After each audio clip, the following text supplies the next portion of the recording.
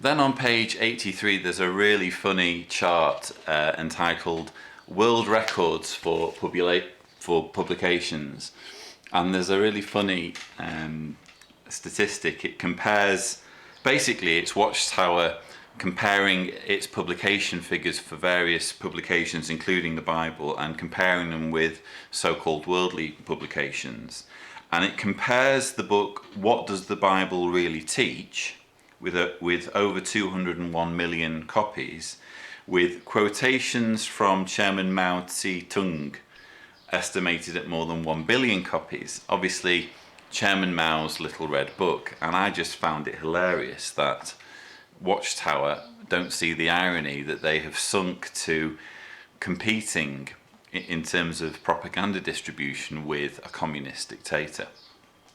Unbelievable.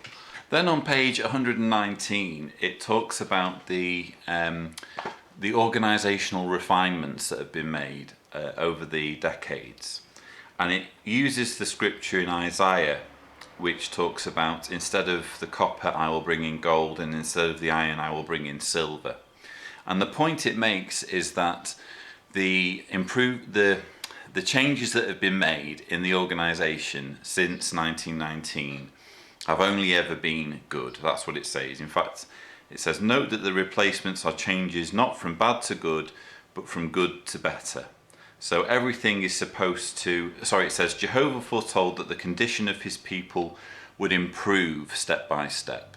So integral to the idea of new light or organisational refinements is the idea that things can only get better. So, repeat, I should sing the song there. Things can only get better in Jehovah's organisation. But you have a problem in the example that's then given, because it talks about Charles Taze Russell and how when he brought in the elder arrangement, he made it so that congregations for the first time could have bodies of elders, which is the way it is in the Bible.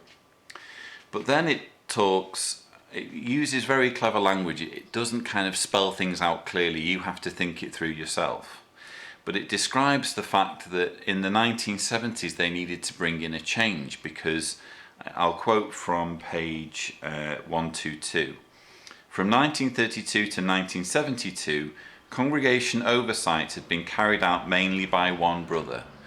So it doesn't spell it out here, but what happened was, in 1932, Rutherford ditched the elder arrangement. He ditched Charles Taze Russell's policy of having bodies of elders in each congregation. He brought in a new arrangement so there would just be one kind of society man in each congregation, and that helped him to keep better control over the congregations.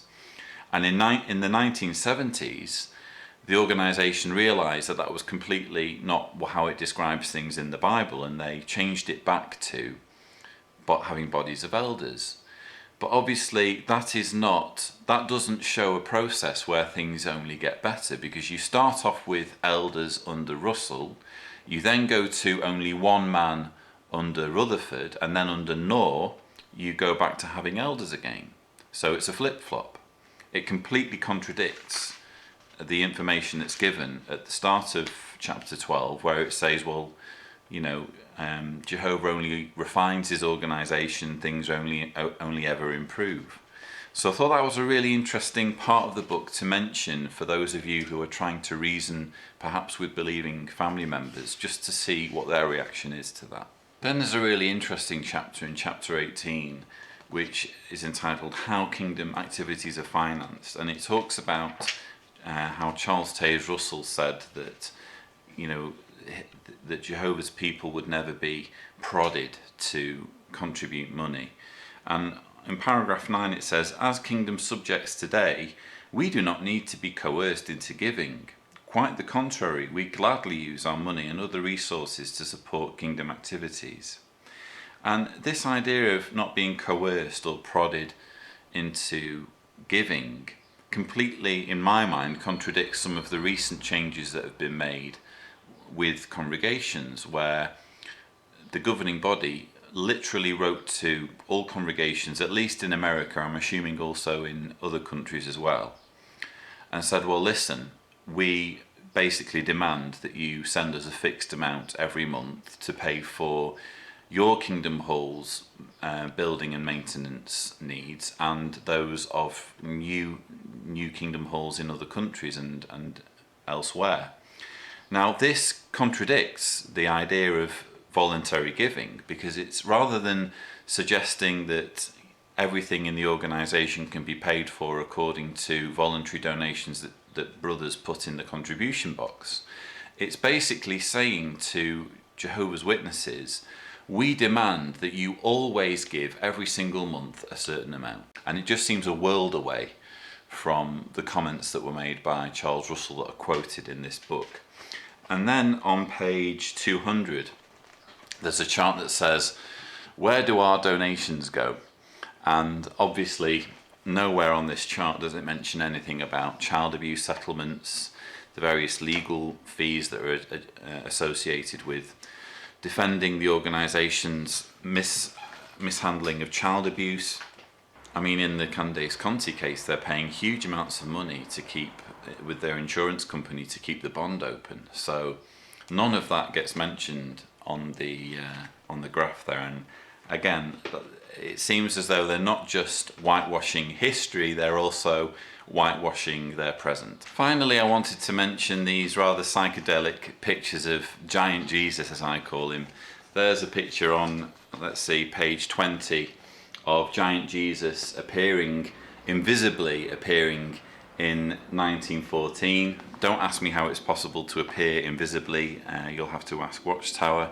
And then on page 229, we have Giant Jesus looking suspiciously like Kenny Rogers, riding to kill some soldiers at Armageddon. So, I don't know, it seems as though Watchtower is kind of heading more into this idea of style over substance. In fact, there's a comment that's made in the governing body's letter where they refer to our attractive publications, and it seems that they're more interested in making their publications look nice, be well illustrated, be aesthetically pleasing, than actually having them be factual and honest, which is basically more important. I'm sure you would agree. All in all, I found it quite a draining process going through this book. It kind of made me realise just how, well, for want of a better word, dumb Watchtower publications are. Once you wake up from your indoctrination and you start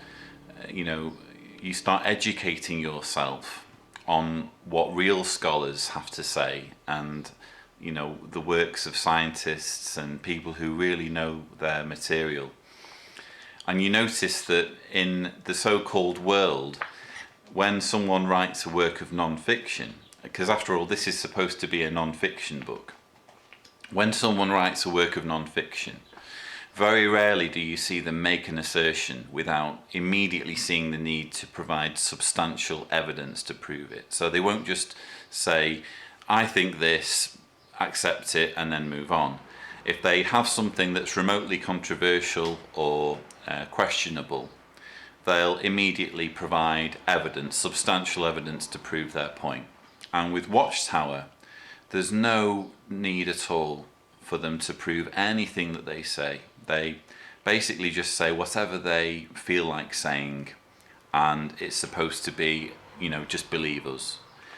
And after you've woken up and you go back to reading this kind of material, and I've had lots of people say, I don't know how you can do it, I don't know how you can read through their stuff, and it is very difficult, it is very draining, and the only reason why I do it is because I realise that this stuff needs explaining for those who are still inside, those who are still indoctrinated. And if that means me wading through it and picking it apart, shooting fish in a barrel, then I'm happy to do that. But it is quite intellectually draining to do it, especially with the sorts of books I've been reading recently.